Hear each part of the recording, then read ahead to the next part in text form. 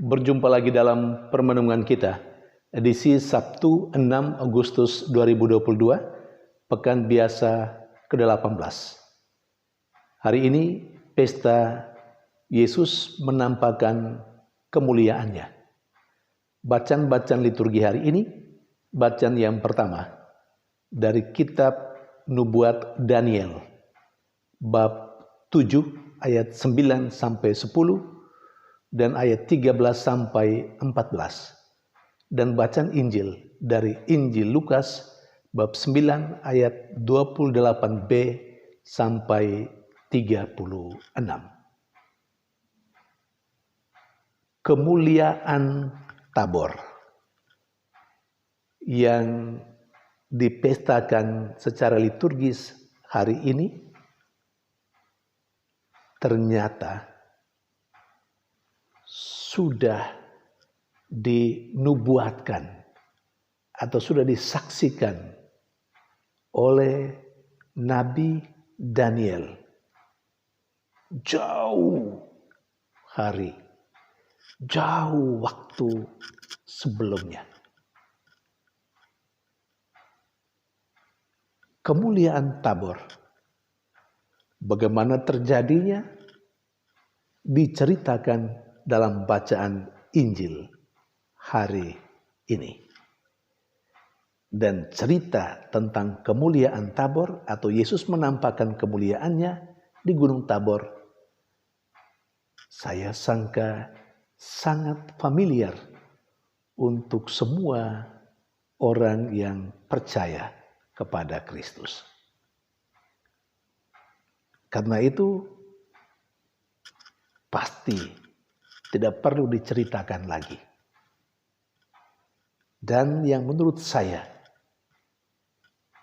hal yang penting juga adalah ternyata apa yang terjadi di Gunung Tabor, sebagaimana yang diceritakan dalam bacaan Injil hari ini, sudah dinubuatkan, sudah disaksikan oleh Nabi Daniel dalam penglihatannya, seperti yang diceritakan dalam bacaan pertama hari ini.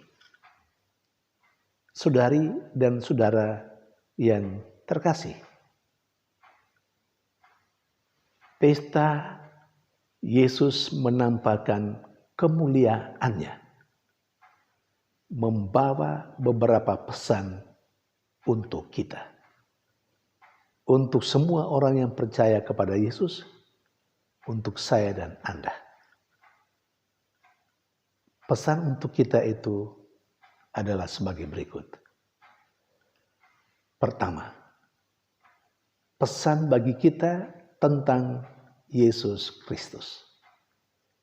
Bahwa Yesus Kristus dengan penampakan kemuliaannya di Gunung Tabor itu sesungguhnya adalah Raja. Yesus menampakkan kemuliaannya di Gunung Tabor, menggambarkan kemuliaan Yesus yang akan dialami oleh Yesus sesudah dia naik ke surga setelah kebangkitan. Dan dalam kemuliaannya itu, Yesus mendapat kuasa dan kewenangan yang luar biasa yang diberikan Allah Bapanya. Dia menjadi Raja atas seluruh makhluk, atas umat manusia. Kemuliaan Tabor yang disaksikan oleh ketiga murid terpilih dan yang diceritakan kepada kita dan yang kita pestakan hari ini menggambarkan bahwa Yesus yang kelihatan lemah, tidak berdaya berhadapan dengan musuh-musuhnya secara khusus dalam jalan salibnya, ternyata di balik yang kelihatan lemah itu tersimpan kuasa dan kemenangan yang luar biasa yang diberikan oleh Allah Bapanya. Pesan yang kedua, yakni untuk murid-muridnya saat itu, dan pasti untuk kita sekalian saat ini, bahwa mengikuti Yesus yang menderita, yang mati di kayu salib, yang dikuburkan lalu kemudian bangkit, nampaknya ngeri, nampaknya tidak enak. Tetapi peristiwa atau Yesus menampakkan kemuliaannya di Gunung Tabor mengingatkan para murid saat itu dan kita sekalian bahwa sekalipun jalan hidup mengikuti Yesus itu adalah jalan penderitaan, jalan salib, tetapi tidak berakhir dengan salib, tidak berakhir dengan penderitaan, tidak berakhir dengan kematian, tetapi berakhir dengan kebangkitan, berakhir dengan kemuliaan. Karena bagi orang yang percaya, yang telah bersatu dengan Yesus, dia tidak saja bersatu dengan Yesus dalam penderitaannya, dalam kematiannya, tapi juga dia bersatu dengan Yesus dalam kebangkitannya dan dalam kemuliaannya. Maka pesta hari ini mesti meneguhkan dan menguatkan iman kita akan Yesus.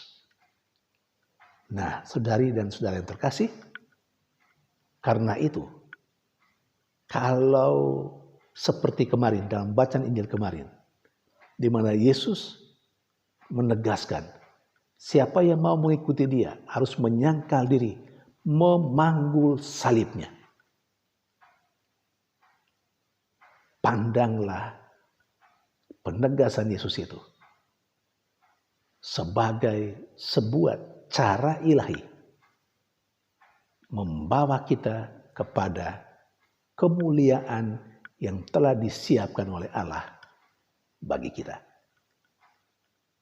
Karena itu, secara praktis, marilah kita jangan pernah menolak salib dalam kehidupan kita, karena kita adalah pengikut Yesus. Andai kata ada kesulitan dan penderitaan, jalanilah itu.